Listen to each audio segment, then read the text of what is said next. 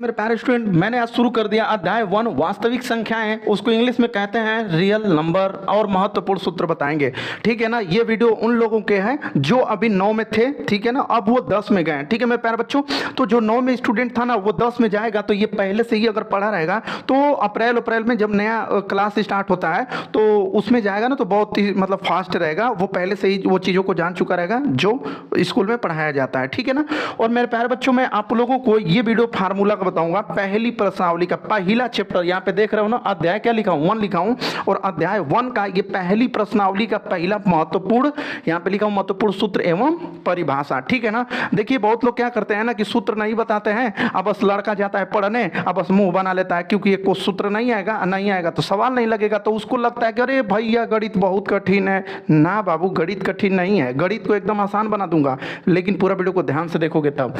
यहाँ पे देखिए पार्ट नंबर 1 है, एक एक प्रश्नावली एक बहुत मतलब स्मार्ट तरीके से बताने वाला हूं। यहां पे देखिए कह रहा है पहला फार्मूला कि यूक्लिड विभाजन प्रमेयिका। यूक्लिड विभाजन पहला जो प्रश्नावली होता है, आपके पास किताब होगा तो खुद देख लेना, उसमें पूछता है यूक्लिड विभाजन प्रमेयिका। तो क्या होती है यूक्लिड विभाजन प्रमेयिका? तो मेरे प्यारे बच्चों देखते हैं कि दो धनात्मक पूर्णांक स्मॉल a और स्मॉल b, ठीक है ना, इसको नन्हका a नन्हका b भी कह सकते हो, कोनो दिक्कत नहीं है। ठीक है। स्मॉल a स्मॉल b दिए रहने पर हम a बराबर बी क्यू प्लस आर, ये बहुत इंपॉर्टेंट चीज़ है। ठीक है ना मेरे प्यारे बच्चों, ये बहुत इंपॉर्टेंट चीज़ है पहली प्रश्नावली के लिए। जब जो हम लोग पहली प्रश्नावली पढ़ने वाले हैं ना, उसके लिए बहुत इंपॉर्टेंट चीज़ है a बराबर बी क्यू प्लस आर। यही है यूक्लिड विभाजन प्रमेयिका। यहाँ पे कह रहा है कि 0 और ये is less than r is less than b, मतलब 0 और b के बीच r का वैल्यू होना चाहिए, को संतुष्ट करने वाली पूर्णांक संख्याएं q और r ज्ञात कर सकते हैं। इसमें ना q और r का वैल्यू ज्ञात करने के लिए मैं सिखाऊंगा, लेकिन उससे पहले मैं आपको बता दूं कि यहां पे वास्तविक संख्याएं, जो चैप्टर का नाम है मेरे प्यारे लला, यहाँ पे वास्तविक संख्याएं रियल नंबर। मान लो कि अभी आज वीडियो देखोगे, कोई पूछ देगा कि वास्तविक संख्या किसे कहते हैं, ठीक है ना, तो अब मुंह बना लोगे, हम डायरेक्ट सवालें बताने लगे तो 22 रंग का बनाओगे। तो इससे अच्छा है कि पहले हम लोग सीखें कि वास्तविक संख्या किसे कहते हैं। जो हमारा चैप्टर है पहले हम उसी को सीखते हैं कि उसको क्या कहते हैं। तो उस परिमेय संख्या को सीखने से पहले हाई पॉइंट नंबर 3 और पॉइंट नंबर 4 को जानना पड़ेगा। ठीक है ना। पॉइंट नंबर 3 और पॉइंट नंबर क्या जानना पड़ेगा, 4 को सीखना पड़ेगा। कैसे? देखिए यहाँ पे पॉइंट में 3 में मैं लिखा हूं का परिमेय संख्याएं। तो बाबू परिमेय संख्या किसे कहते हैं? तो P बटा Q के रूप में लिखी जा सकने वाली परिमेय संख्याएं होती हैं। ठीक है ना। P बटा Q के रूप में लिखी जा सकने वाली संख्याएं परिमेय संख्याएं होती हैं। मतलब जिसको हम अंश बटे हर, मतलब भोजपुरी में बोलते हैं बहुत लोग कि अंश बटे हर, मतलब जिसको लिख दिया जाएगा वो कहलाएगा परिमेय संख्या। ठीक है। यहाँ पे वही चीज़ है कि P बटा Q, देख रहे हो ना, P बटा Q के रूप में अगर किसी भी संख्या को आप लिख देते हो, ठीक है, तो उसको आप कहते हो कि ये परिमेय संख्या है। ठीक है। एग्जाम्पल के तौर पर यहाँ पे देखो 5, अगर आप कहोगे कि सर आप तो चूतिया बना रहे हैं, नहीं भैया, इसके नीचे अगर चाहोगे तो 1 लिख दोगे तो P बटा Q के रूप में हो जाएगा, तो ये परिमेय संख्या कहलाएगा। अब 7 है, अब इसके नीचे कुछ नहीं है तो 1 लिख दोगे तो ये परिमेय संख्या हो जाएगा। और 22 बटा 7 है, परिमेय संख्या है, मतलब P बटे Q के रूप में है ना, ये भी P बटे Q के रूप में है।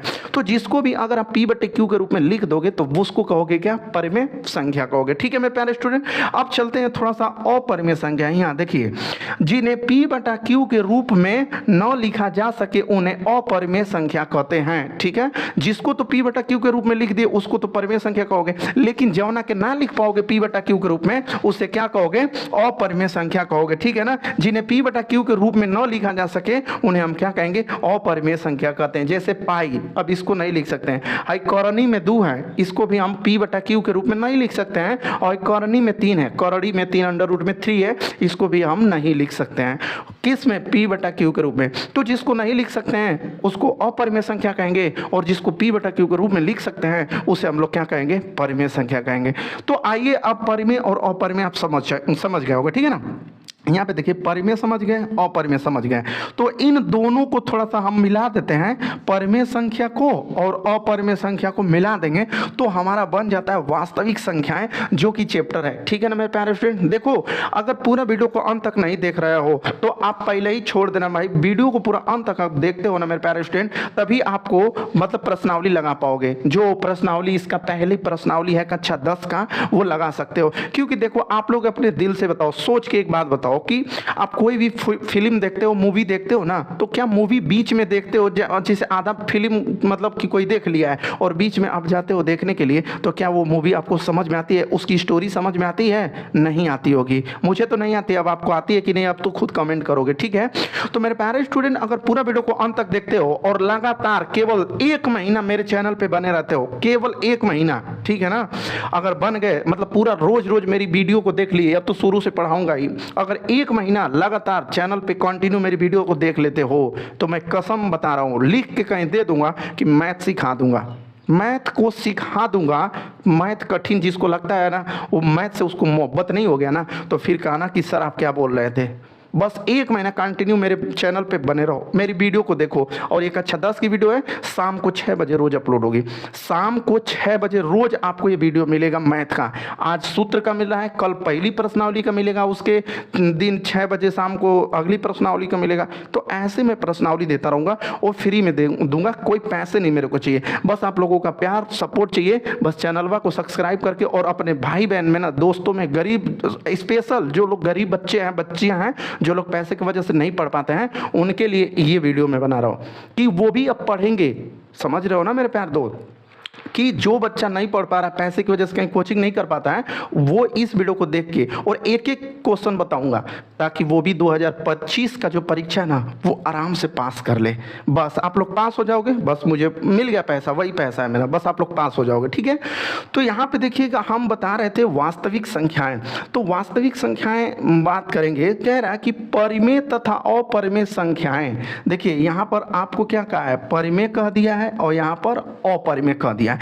तो मैं इसीलिए पहले आपको परिमेय संख्या के बारे में बताया हूं, उसके बाद अपरिमेय संख्या के बारे में बताया हूं। भाई परिमेय संख्या के बारे में बताया था कि जिसको p बटा q के रूप में लिख देंगे उसे परिमेय संख्या कहेंगे, और जिसको p बटा q के रूप में ना लिख पाएंगे उसे अपरिमेय कहेंगे। लेकिन यह वास्तविक संख्या एक नई मोड़ ले लिया, कह रहा है कि परिमेय संख्या तथा अपरिमेय संख्या सम्मिलित रूप से वास्तविक संख्या कहलाती है। अरे बाबू, कहत होगा कि परिमेय संख्या के अपरिमेय संख्या के एक ही थरियावा में सान दिहल जाई त कहाई का वास्तविक संख्या। मतलब समझ रहे हो ना कि परिमेय संख्या और अपरिमेय संख्या दोनों को मिला दिया जाएगा तो उसको सम्मिलित रूप से हम लोग क्या कहेंगे, वास्तविक संख्या कह लेंगे। समझ में आ गया।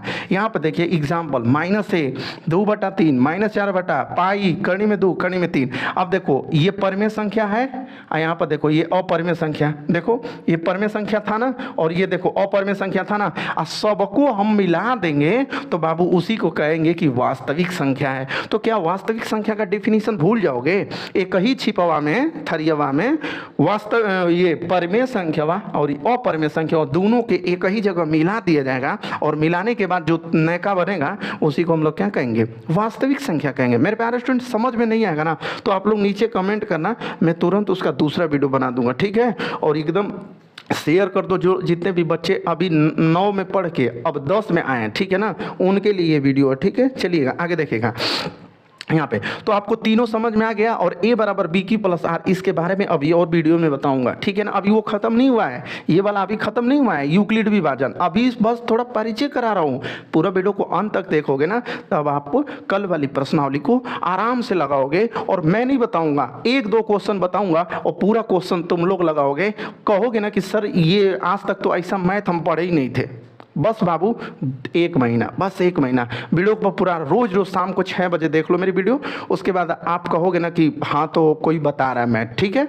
चलिए यहाँ पे अब देखिए, यहाँ पे धन पूर्णांक के बारे में थोड़ा सा समझ लो। धन पूर्णांक क्या होता है? प्राकृतिक संख्या या, ठीक है ना, सॉरी प्राकृत संख्या या प्राकृतिक संख्या धन पूर्णांक कहलाता है। मतलब 1 से लेके अनंत तक उसको हम लोग कहते हैं धन पूर्णांक। धन पूर्णांक किसको कहते हैं? जो 1 से लेके अनंत तक संख्या होते हैं, 1 2 3 4 प्राकृतिक। और यहाँ पे समझ रहे हो प्राकृतिक संख्या किसे कहते हैं? 1 से लेके अनंत तक 1 2 3 4 5 6 7 8 9 10 फलाना ठिकाना चीना कुल का है, समझ रहे हो ना। तो धन पूर्णांक प्राकृत संख्या तथा प्राकृतिक संख्या कोई धन पूर्णांक कहते हैं 1 से लेके अनंत तक। अब यहाँ पे देखिए पूर्ण संख्याएं, पूर्ण संख्याएं क्या होती हैं? शून्य सहित धन पूर्णांकों को पूर्ण संख्या कहते हैं। जैसे देखिए जो प्राकृतिक संख्या होती है ना, बात समझ रहे हो ना, जो प्राकृतिक संख्या होती है 1 2 3 4 डैश डैश कहाँ तक, अनंत तक, बस उसी के आगे आप शून्य लगा दोगे। क्या लगा दोगे? शून्य लगा दोगे, जीरो। बस शून्य मतलब चाहे 0 1 2 3 4 डैश डैश डैश कहाँ तक, अनंत तक, तो वो तुम्हारी बन जाएगी क्या मेरे प्यारे स्टूडेंट? तो बन जाएगी पूर्ण संख्याएं। क्या बन जाएगी? पूर्ण संख्याएं बन जाएगी। आई होप आपको ये वीडियो समझ में आ रहा होगा। नहीं आएगा तो कमेंट करना यार, कोई इस लाइफ में सीख के थोड़े नहीं आता है, एक ही दिन में कोई थोड़े ना काम कर लेता है। ठीक है, यहाँ पे देखिए ऋण पूर्णांक। तो ऋण पूर्णांक क्या कर रहा है कि ऋणात्मक पूर्णांक को ऋण पूर्णांक कहा जाता है। जैसे अब देखो हाई सीधा सीधा चल रहा है ना, तो अब उल्टा उल्टा चलेगा, तो जवन उल्टा चलेगा उसी को हम लोग ऋण पूर्णांक कहेंगे। जो उल्टा चलेगा उसको हम लोग क्या कहेंगे? ऋण पूर्णांक कहेंगे। जैसे देखिए -1 -2 -3, आप भुकाते हुए कहाँ तक आएंगे? अनंत तक आ जाएंगे। समझ में आ रहा है बाबू? कहाँ तक आ जाएंगे? अनंत तक आ जाएंगे, तो उसे कहेंगे ऋण पूर्णांक। समझ में आया ना? तो ये 3 चीज अभी समझे हो कि नहीं समझे हो, नीचे कमेंट करो। अभी इसके आगे अब इसके बारे में बताऊंगा। जो हमारा मेन चैप्टर है, जो पहली प्रश्नावली है, वो यूक्लिड विभाजन प्रमेयिका पर आधारित है। और यूक्लिड विभाजन प्रमेयिका आपको अभी पता नहीं है कि वो क्या होती है। तो मेरे प्यारे स्टूडेंट, मैं अभी इसी वीडियो में पूरा अंत तक मैं बोला हूँ कि पूरा अंत तक नहीं देखोगे तो आपको पहली प्रश्नावली नहीं समझ में आएगा, और स्कूल में या फिर कोचिंग में जाओगे वैसे ही डायरेक्ट प्रश्नावली बताने लगेगा कोई भी टीचर, आपको कुछ समझ में नहीं आएगा। और नहीं आएगा तो बोलोगे कि यार मतलब मैथ बहुत कठिन है। ये जब नहीं समझ में आएगा तो सिंपल बात है, बोलोगे कि मैथ कठिन है, मैथ समझ में नहीं आ रहा है। तो मेरे प्यारे स्टूडेंट, मैं बोला हूँ ना, गारंटी लिख के दूंगा, कहीं कसम बता रहा हूँ, मैथ सिखा के रहूँगा। बस 1 महीना लगातार मेरी वीडियो पर बने रहो, ठीक है। तो चलिए इसके आगे थोड़ा हम इसके बारे में बात करते हैं विस्तार से। A = BQ + R, यूक्लिड विभाजन प्रमेयिका के बारे में अभी बता रहे हैं। तब तक इसको क्या करो, स्क्रीनशॉट ले लो। मैं साइड से हट जा रहा हूँ, स्क्रीनशॉट ले लो। यहाँ पे देखिए मेरे प्यारे स्टूडेंट, यहाँ पे यूक्लिड विभाजन एल्गोरिथम, अगर ये चीज समझ लेते हो, ठीक है ना, और मैं यहाँ पे लिख दिया हूँ एग्जाम्पल, एक एग्जाम्पल कराऊंगा ना, आज ही आपको लग जाएगा कि नहीं जो मैं मैथ पढ़ाने वाला हूँ वो मेरे को समझ में आ रहा है कि नहीं। आप लोगों को आज समझ में आएगा, ठीक है। यहाँ पे देखिए मेरे प्यारे स्टूडेंट, कह रहा है कि यूक्लिड विभाजन एल्गोरिथम, कह रहा है कि यह यूक्लिड विभाजन प्रमेयिका पर आधारित है, जो कि मैं मिटा दिया हूँ। स्टार्टिंग में पहली हेडिंग मैंने किया था वो यही किया था, यूक्लिड विभाजन प्रमेयिका। और कह रहा है यहाँ पर कि यूक्लिड विभाजन एल्गोरिथम जो है यूक्लिड विभाजन प्रमेयिका पर आधारित है। इसका प्रयोग करके 2 धनात्मक पूर्णांकों स्मॉल a और स्मॉल b, जहां a का मान बड़ा होना चाहिए और b का मान छोटा, का HCF ज्ञात कर सकते हैं। भैया है जो HCF ज्ञात करने की वो बात कह रहा है ना, मैं 3 तरीके से बताऊंगा। लिख लो, अभी कसम से बोल रहा हूं, कहीं पे नोट कर लो। मैं 3 तरीके से बताऊंगा HCF कैसे निकालोगे। ये तो बकवासी जो कर रहा है वो लोग हम करबे करेंगे, यूक्लिड विभाजन से लगाइबे करेंगे। इसके अलावा मैं अभी 2 तरीका और बताऊंगा मेरे प्यारे स्टूडेंट, जो एकदम ना आप कहोगे कि क्या मतलब मैं का धज्जिया उड़ा दिया जाएगा। लेकिन पहले इसको पहले देखो, ध्यान से समझो, तभी हो पाएगा वो। अगर इसको देखोगे नहीं तो ट्रिक भी नहीं लगा पाओगे, ठीक है। तो यहाँ पे देखो, कह रहा है इसका प्रयोग करके 2 धनात्मक पूर्णांकों स्मॉल a और स्मॉल b का HCF ज्ञात कर सकते हैं। अब कैसे ज्ञात करेंगे, उस ज्ञात करने के लिए नियम है। देखिए यहाँ पे क्या है, नियम नंबर 1। नियम नंबर 1 में क्या कह रहा है कि Q और R ज्ञात करने के लिए यूक्लिड विभाजन प्रमेयिका का प्रयोग करते हैं। अब यूक्लिड विभाजन प्रमेयिका ये है, समझ रहे हो ना, यूक्लिड विभाजन प्रमेयिका ये है बाबू, A = BQ + R। और कौन क्या है सब कुछ यहाँ पे जब क्वेश्चन कराऊंगा ना तो एकदम सब कुछ सिखा के रख दूंगा, एक एक चीज बता दूंगा, ठीक है। देखो A = BQ + R, यहाँ पे कह रहा है कि जो R का वैल्यू है, ठीक है ना, वो 0 से मतलब कि 0 से छोटा होना चाहिए और B से बड़ा होना चाहिए, ठीक है। यहाँ पे देखिए, और नियम नंबर 2 में देखिए क्या कर रहा है कि यदि R का मान 0 हो तो HCF B होगा। देखो इस फार्मूले पे हम लगाएंगे, अगर R का मान, ये R शेषफल होता है, R क्या होता है, शेषफल होता है, लिख देते हैं शेषफल। R क्या होता है मेरे प्यारे स्टूडेंट, शेषफल होता है। जब R का वैल्यू 0 हो जाएगा, यहाँ पे वही कह रहा है कि यदि R = 0 हो तो HCF B होगा। अगर R का मान 0 होगा तो HCF ही हमें वाला बात होगा, ही हमें वाला जो भी बात रहेगा वही आपका क्या हो जाएगा, HCF हो जाएगा। कह रहा है यदि R = 0, R का मान मतलब 0 के बराबर नहीं होगा तो क्या होगा। कह रहा है कि R का मान 0 के बराबर अगर नहीं आया तब क्या करेंगे, तो कह रहा है कि तो B और R पर यूक्लिड विभाजन प्रमेयिका का प्रयोग पुनः करते हैं। मतलब एक लाइन जो काम हम लोग किए रहेंगे और R का वैल्यू 0 नहीं आएगा तो वही कमवा के फिर दोबारा हम लोग करेंगे। कैसे करेंगे, वीडियो में अंत बने रहो, मैं सब कुछ बताऊंगा। यहाँ पे देखो नियम नंबर 3 क्या कह रहा है कि इस प्रक्रिया को तब तक जारी रखते हैं जब तक कि शेषफल शून्य न प्राप्त हो जाए। मतलब कि ऐसे ऐसे यूक्लिड विभाजन हमेशा लगाओत रहो जब तक कि r का वैल्यू 0 न आ जाए। मतलब कि जो यहाँ पे r दिख रहा है, r वो जो शेषफल है उसका वैल्यू 0 न हो जाए, तब तक आपको ये काम करते रहना है। ठीक है मेरे प्यारे फ्रेंड, चलिए यहाँ पे एक 90 और 144 का जो HCF ज्ञात करना है वो भी देखो आपके एग्जाम में, ठीक है ना। अब किताब उताब मांग लो, जो लोग 9 में थे अब 10 में आ गए हो ना, तो किताब उताब मांग लो अगल बगल दर्द याद खून खानदान में, ठीक है। और ये सवाल ऐसे कुल अभी से लगाने का प्रयास करो बाबू, क्योंकि होलिया के बाद अप्रैलवा में ना आपका नया क्लास चलेगा, और नया क्लास चलेगा ना तो पहली प्रश्नावली से चलेगा। हम पहली प्रश्नावलियाँ पहले ही पढ़ा दिए रहेंगे तो पागल स्कूलवा में आप लोग आगे रहोगे ना, सभी स्टूडेंटों से आगे रहोगे, ठीक है ना। इसलिए मैं सोच रहा हूँ कि जल्दी जल्दी पढ़ाऊँ ताकि आप लोग सबसे आगे रहो। मेरी रोज़ वीडियो देखते रहोगे और स्कूल में जाओगे और नोट्स बना लेना, नोट्स एक एक क्वेश्चन कराऊंगा, एक भी छोड़ूंगा नहीं, पूरा नोट्स बना लेना, ठीक है। यहाँ पे देखो 90 और 144 का HCF ज्ञात कीजिए यूक्लिड विभाजन से। कहेगा कि यूक्लिड विभाजन परिमेयिका का प्रयोग करके 90 और 144 का HCF ज्ञात कीजिए, ठीक है। चलिए हम इसको ज्ञात करके दिखाते हैं मेरे प्यारे स्टूडेंट, ध्यान से समझना। ऐसे लिखेंगे हल। अब देखो यहाँ पे एक चीज़ और मैं बता दिया हूँ कि यहाँ पे देखो A का मान हमेशा बड़ा होना चाहिए और B का मान हमेशा क्या होना चाहिए, छोटा होना चाहिए। तो इन दोनों में सबसे पहले देखेंगे हम लोग, ठीक है ना। इन दोनों में सबसे पहले हम लोग देखेंगे कि कौन बड़ा है और कौन छोटा है। तो जो बड़ा होगा उसको हम लोग A का वैल्यू ले लेंगे। तो 90 144, तो 144 बड़ा है तो हम उसको A बराबर ले लेंगे और यहाँ पर B बराबर 90 ले लेंगे, ठीक है मेरे प्यारे स्टूडेंट। यहाँ पे B बराबर क्या ले लेंगे, 90। अब ये वाला फार्मूला लगाएंगे, A बराबर BQ प्लस R। अब यहाँ पर हम लिखेंगे A बराबर BQ प्लस का R, ठीक है ना। अब इस फार्मूले पे A की जगह पे हम क्या रखेंगे, 144 रख लेंगे और बराबर अब B का जगह पे क्या रख लेंगे, 90 रख लेंगे। लेकिन Q का तो मान पता नहीं है कि Q क्या है, तो पूरा वीडियो को अंत तक देखोगे तो Q बताऊंगा। और चैनल को मैं नहीं बोलूंगा कि सब्सक्राइब कर लेना, तुमको अच्छा लगेगा तो करना, नहीं अच्छा लगेगा मत करना, ठीक है। यहाँ पे देखिए मैं थोड़ा सा यहाँ समझाने का प्रयास करता हूँ, ये सेकंड तरीका रहेगा, ठीक है ना। क्या करना है आपको कि 144 है, 144 में आप 90 से कहीं भाग करना। देखो यहाँ पे 90 से ना देखो भागवे करना है, लेकिन कैसे करना है सब सिस्टमेटिक ढंग से मैं बता रहा हूँ, ध्यान से समझो। 90 मतलब 90 कम ना 180, दो बार में 180 हो जाएगा ना। जैसे 90 का पहाड़ा दो बार पढ़ोगे तो 180 हो जाएगा, यहाँ 144 है, गड़बड़ा जाएगा काम। तो एक ही बार ले जाओ, तो यहाँ पे क्या लिखोगे, 90 लिखोगे, ठीक है ना। अब यहाँ पे घटाते हो, तुम लोग घटाते हो ना, तो देखो ये 4 उतर जाएगा यहाँ पे, और यहाँ पे देखो क्या करोगे, इसको जब घटाओगे तो 9 10 11 12 13 14 5 बचेगा, ठीक है ना। क्या बचेगा, 5 बचेगा। अब देखो, अब तुमको मैं बता रहा हूँ कितनी बार में भाग गया है, एक बार में, तो लिखोगे यहाँ 1। समझ में आ रहा है ना, जितनी बार में भाग जाएगा वो Q का वैल्यू होगा, तो यहाँ पे एक बार लिखोगे और धन। अब जो R है वो शेषफल है बबुआ, क्या है, शेषवे को हम लोग R कहेंगे।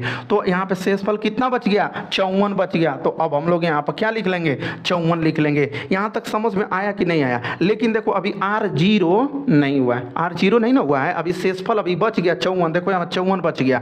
तो अब हम लोग मेरे प्यारे स्टूडेंट क्या करेंगे कि अब इस 90 को अब हम लोग यहाँ लिखेंगे। वही बतिया कहाँ है कि अगर R का मनवा 0 नहीं होगा तब B और R पर यूक्लिड विभाजन प्रमेय का प्रयोग करेंगे पुनः, ठीक है। अब देखो यहाँ पर B का जगह पे क्या है, 90, तब लिखेंगे यहाँ पर 90 आप बराबर है R का मतलब क्या है, 54। अब कहो था ना कि R का मान 0 ना भइल तब फिर तू अब 90 के हेजन ला आ 54 के हेजन ला, आ जैसे एकरा के कैला वैसे फिर एकरो के कर। समझ में आ रहा है ना। तो अब देखो अब हम लोग क्या करेंगे कि यहाँ पर 54 से भाग किसको करेंगे, 90 से। इस वाले 90 को अब यहाँ पे हम लोग लिख लेंगे। तो अब देखो 54 एकमा 54, एक ही बार न जाएगा, तो यहाँ पे हम लोग क्या लिख लेंगे, 54। तो अब देखो यहाँ से घटाएंगे, नहीं घटेगा तो 10 में से ये 6 हो गया और ये एक दे दिया तो 8, 8 में से ये 5 घटाओगे तो कितना मिलेगा, 3, ठीक है ना। तो अब देखो मेरे प्यारे स्टूडेंट कितना बार फिर भाग गया, एक बार। तो गुणते यहाँ पर क्या लिखोगे, 1 प्लस, लेकिन शेष कितना बच गया, फिर से सवा बच गया 36। तो अब यहाँ पर हम लोग क्या लिख लेंगे, 36 लिख लेंगे। समझ में आ रहा है ना। लेकिन ये फिर बकल ओलवा 0 नहीं आया, ठीक है। तो जब ये 0 नहीं आया तो अब हम लोग 54 को यहाँ लिखेंगे, ठीक है ना। 54 को अब यहाँ पर किसको लिख लेंगे, 36 को गुणते। अब फिर यहाँ का इंतजार करेंगे मेरे प्यारे स्टूडेंट। समझ में आ रहा है ना। वो कहाँ है है यहाँ पर नियम नंबर तीसरा कि इस प्रक्रिया को तब तक जारी रखते हैं जब तक इससे शेषफलवा शून्य न हो जाए। ठीक है ना। तो अब देखिए मेरे प्यारे स्टूडेंट, फिर अब हम लोग ऐसे करेंगे, अब इस वाले 54 को फिर यहाँ लिखेंगे। ठीक है ना। तो अब देखिए अब 36 का पहाड़ा पढ़ेंगे इतना बार कि 54 हो जाए। तो देखो 36 कम 36, 36 दूना 72, 36 दूना रेल दिया 72 हो गया। लेकिन हम फिर एक बार लेके जाएंगे, तो यहाँ पर क्या लिखेंगे 36 लिखेंगे। तो घटाएंगे, नहीं घटेगा हासिल मांगेगा, तो 14। तो यहाँ पर क्या बचेगा 8 बचेगा। ये दे दिया है ना, एगो ये दे दिया है, तो 4 4 में से 3 जाएगा 1, कितना बचा अभी 18 बचा। तो अब यहाँ पे देखो कितना बार गया 36 का भागिया एक बार लेके गए हो, तो अब इससे सवा कितना बच गया है मेरे प्यारे स्टूडेंट, तो यहाँ पे 18 बच गया है। तो 18 को लिखोगे। लेकिन देखो अभी जहां आर का जगह पे अभी 0 नहीं आया, आर की जगह पे अभी 0 नहीं आया। ये है यूक्लिड विभाजन एल्गोरिथम, और ये आपका पहला प्रश्नावली है मेरे प्यारे स्टूडेंट। पहला प्रश्नावली सही से नहीं पढ़ोगे तो क्या मतलब है। अब देखो जब ये शेषफल 0 नहीं आया, तो अब इस वाले 36 को फिर यहाँ पर लिखोगे और बराबर इस वाले 18 को यहाँ लिखोगे। अब क्या करोगे फिर ऐसे लिखोगे। ठीक है ना, समझ में आ रही है मेरी बात भाई। और देखो यहाँ पे अब 36 को फिर यहाँ पर लिख लोगे ऐसे। अब देखो 18 दूना के कितना 36। अब देखो कुल कट पीट के शेषफल 0 हो गया, घटाओगे तो सब मिला के 0 आएगा कि नहीं आएगा। तो अब देखो कितना बार में गया है 2 बार में, कितना बार में गया है 2 बार में, और शेषफल कितना बच गया अब 0 न बच गया। देखो शेषफल कितना बच गया 0 बच गया। तो यहाँ पर देखिए आपको क्वेश्चन वाला कहा है यहाँ पर कि यदि r बराबर 0 हो तो HCF B होगा। देखो यहाँ पे r का मान क्या हो गया, r का मान क्या हो गया। देखो यहाँ पे जो सूत्र था हम लोगों का, जो सूत्र था वो r का मान यहाँ पे क्या हो गया 0। तो अब देखो HCF अब देखो यहाँ पर B है ना, तो यहाँ पर B की जगह पर देखो B की सीधाई में हमारा यहाँ पर B की सीधाई में क्या है 18 है ना, यही 18 से 0 हुआ है ना 2 बार में। तो यहाँ पर हमारा HCF क्या हो जाएगा 18 हो जाएगा। ठीक है ना मेरे प्यारे स्टूडेंट। यहाँ पे देखो B की सीधाई में क्या है 18, तो 18 HCF हो जाएगा। और R की सीधाई में जब 0 होगा, जब R का वैल्यू 0 होगा तो B का वैल्यू वही आपका HCF हो जाएगा। ठीक है ना मेरे प्यारे स्टूडेंट। तो ये चीज़ समझ में आया ना, तो इतना कुल पूरा झंझट करना पड़ता है, तो जाके यूक्लिड विभाजन एल्गोरिथम समझ में आता है मेरे प्यारे बच्चों। और कल की जो प्रश्नावली है ना, मैं कल तो डायरेक्ट प्रश्नावली को स्टार्ट करूंगा। तो कल जो प्रश्नावली स्टार्ट करूंगा ना, उसमें ऐसी बहुत सारी ऐसी हम क्वेश्चन कराएंगे जो कि एकदम आपको समझ में आ जाएगा। ये मेरी गारंटी है यार। एगो सवाल बताया हूँ, अब सोचो जब 5-10 को बताऊंगा इसी तरह से, तो सवालिया आप लोगों का पैरवा पकड़ लगा रहे भैया हम आ जा रहे हैं, हमको ज़्यादा डिस्टर्ब मत करिए। ठीक है ना मेरे प्यारे स्टूडेंट। तो ये आप लोगों को समझ में आया कि नहीं आया, आप तो कमेंट करोगे, और कमेंट करना, और चैनल पे पहली बार हो अच्छा लगा होगा तब सब्सक्राइब करना, वरना सब्सक्राइब मत करना। और हम कल की वीडियो में मिलेंगे और प्रश्नावली 1.1 लेकर आएंगे। ठीक है, और NCERT का। ठीक है, और बाकी ठीक है ना, तो कल वाली वीडियो में मिलेंगे। Bye bye.